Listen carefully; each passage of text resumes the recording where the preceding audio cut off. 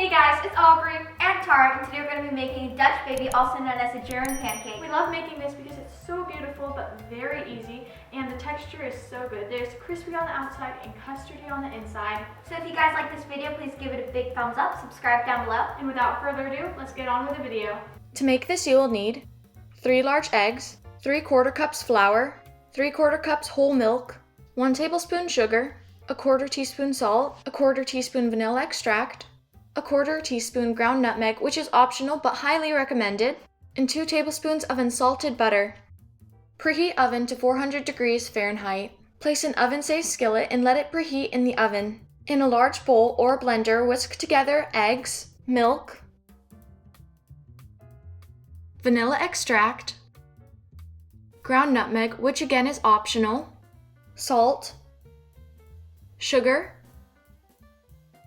and flour, and whisk until smooth. You can also use a blender, which is much easier.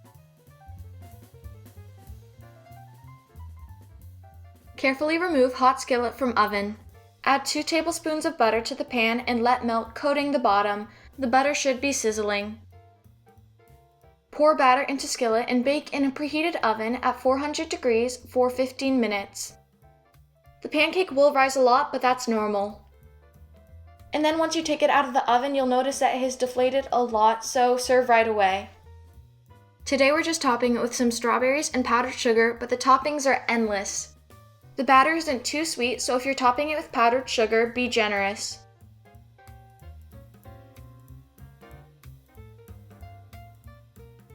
That was so easy, and look how beautiful it is.